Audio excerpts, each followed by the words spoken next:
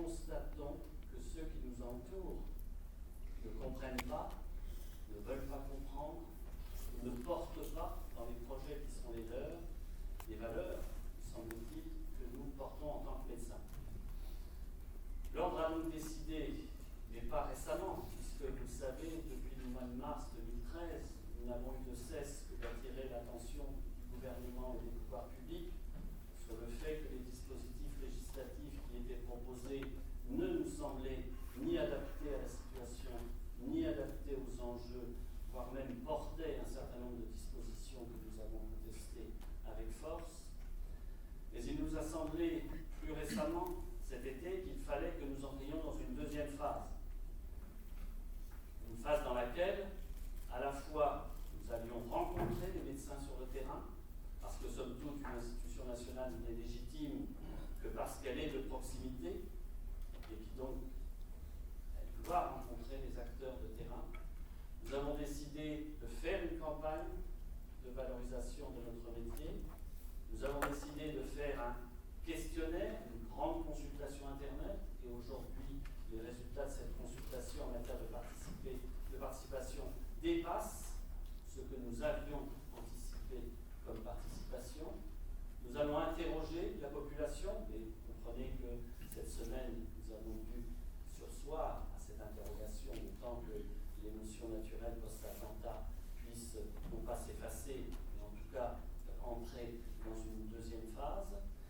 Et puis, nous avons rencontré au Conseil national, depuis le mois de septembre, plus de 70 acteurs du monde de la santé pour les entendre sur ce qu'ils pensent être l'avenir du système de santé.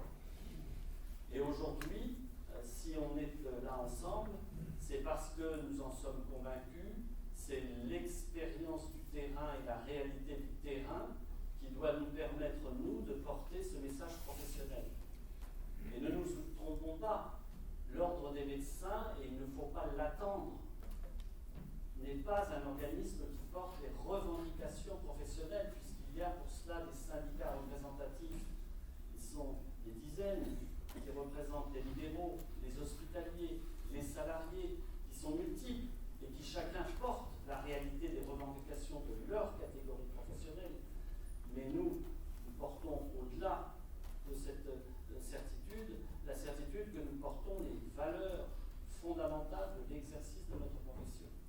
Et c'est donc pour ça, et pour pouvoir entrer dans le débat public, débat de la loi de santé, et vous savez, nous sommes arrivés pratiquement à la fin de ce débat, même si pour nous, il ne fait que commencer, parce que ce n'est pas parce qu'une loi sera votée que cette loi sera applicable et appliquée. Et qu'aujourd'hui, nous savons pertinemment, et en accord avec nos collègues des diverses représentations, que le combat ne fait que commencer, et que nous allons devoir, nous, ordre des médecins, être présents à tout ce qui va suivre le vote, qui est inéluctable à l'Assemblée nationale. Et cela, bien entendu, ne doit pas nous faire baisser les bras, parce que baisser les bras voudrait dire que la loi étant votée, nous ne pouvons pas intervenir sur la façon dont elle pourrait être appliquée. La deuxième chose, c'est que 2016, ça va être une année dans laquelle, alors que cela fait encore aujourd'hui cruellement défaut, les hommes, les acteurs politiques vont devoir porter des préconisations, porter des projets de santé.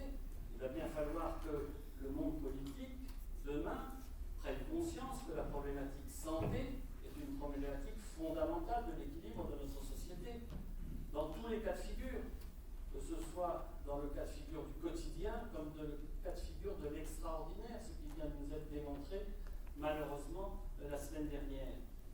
Donc 2016, ça va être une année dans laquelle il va falloir que nous, comme les autres acteurs, nous puissions porter les orientations, porter les propositions que la profession souhaite voir entrer dans le débat public, et que donc nous soyons à même de mieux parler au nom de chacun d'entre vous. 2017, ça va être une année électorale. On va entendre toutes les promesses. Nous serons les plus beaux, nous serons les plus forts, nous serons ceux qui comptons dans la société, nous serons ceux qui assureront à cette société qu'à tout point du territoire, à tout moment, elle est soignée.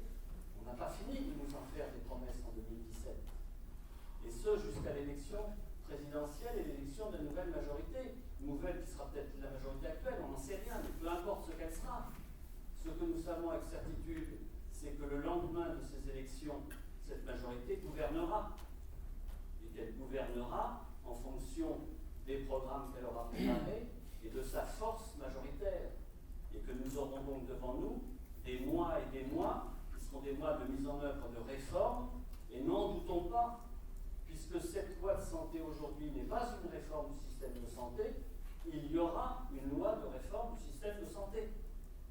Et ce sera un autre débat, ce sera un autre combat professionnel que de porter là aussi nos propositions dans le cadre de la préparation de cette loi. Donc les échéances à venir sont des échéances dans lesquelles il ne faut pas que nous baissions les bras. Et l'ordre des médecins ne doit pas baisser les bras. Ça n'est pas parce qu'une loi va être votée que nos convictions doivent tout à coup disparaître et que nous ne devions pas continuer de porter nos propositions. Voilà pourquoi nous avons mis en œuvre cette grande consultation. Alors ça n'est pas compétitif avec la proposition du Premier ministre, c'est simplement parce que nous voulons parler de tout ce qui fait le système de santé, et c'est parce que nous voulons être prêts pour ces 3 étapes qui nous attendent l'une après l'autre et qui nous amèneront vraisemblablement à un niveau de dispositif organisationnel. Puis c'est enfin parce qu'au quotidien, moi qui suis généraliste en 9.3, mais vous qui êtes professionnel ici sur le terrain, on se rend bien compte que ça ne peut pas durer. Il faut bien que nous arrivions à trouver des solutions. Que quand on est dans les territoires en difficulté, quand on est, j'en donne toujours l'exemple, je me suis installé, nous étions 26 généralistes, 26 000 habitants, aujourd'hui nous ne sommes plus que 12, 37 000 habitants, et 7 d'entre eux ont plus de 60 ans, qu'est-ce qu'on va faire? Et pourtant on est à 6 km de Paris, on va directement à Saint-Lazare en RER, donc on n'est pas au fin fond d'un département qui lui connaît d'autres réalités. Donc c'est ça que nous savons les uns et les autres de notre exercice. Donc voilà ce qu'on veut ce matin. C'est pas tellement que l'ordre vous réponde, c'est surtout que vous apportiez chacun et chacune d'entre vous ce que vous attendez, ce que vous constatez, ce que vous voulez voir porter pour l'avenir, les solutions à partir de vos expériences de terrain, ce que vous voulez être prioritaire dans l'action que nous allons mener, parce que chacun d'entre vous a quelque chose à dire, qu'il soit médecin libéral, qu'il soit médecin salarié ou qu'il soit médecin hospitalier, parce que ça n'est pas que la grande misère du monde libéral, c'est la difficulté de tous les exercices aujourd'hui, c'est la difficulté de ceux qui aujourd'hui sont étudiants et qui n'ont pas de visibilité sur la carrière qui va être la leur. Donc voilà ce que j'attends de vous. Bien sûr, s'il y a des questions, j'y répondrai, mais ce que nous voulons surtout, c'est vous entendre vos expériences, entendre vos propositions, entendre vos priorités et pouvoir les engranger comme nous l'avons fait dans les réunions précédentes pour être autant d'actes forts dans ce que nous allons, nous, à partir de toutes ces consultations, construire comme proposition et construire comme action. Parce que nous devons agir. Et agir, ce n'est pas simplement constater, c'est aussi proposer. Alors on nous dira, on nous l'a déjà dit, que l'ordre des médecins, il devrait rester dans sa chambre à uniquement juger les autres. Et bien nous considérons que s'il doit le faire, parce que c'est l'honneur de la profession de le faire, il faut aussi que l'ordre des médecins soit présent dans le débat public, parce qu'il y a 281 000 médecins qui sont inscrits à l'ordre, et parce que globalement, l'ordre des médecins et ses 3400 élus, ils n'ont pas d'autre responsabilité que de porter ce débat et de porter ces propositions. Donc voilà, vous avez la parole, il n'y a pas d'interdit, il n'y a pas de tabou, tout peut être dit, tout peut être dit, et n'hésitez pas, vous savez, depuis 9 réunions, on a entendu beaucoup de choses, et nous sommes capables à la fois de les entendre et à la fois de les amalgamer à l'ensemble des propositions et à l'ensemble des réflexions qui sont émises. Donc, surtout, ne limitez pas votre parole, parce que ce que vous direz est aussi important que ce que je viens de vous dire.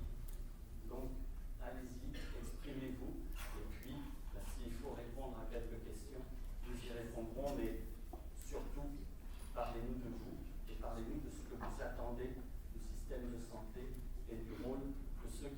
chargé de l'organiser.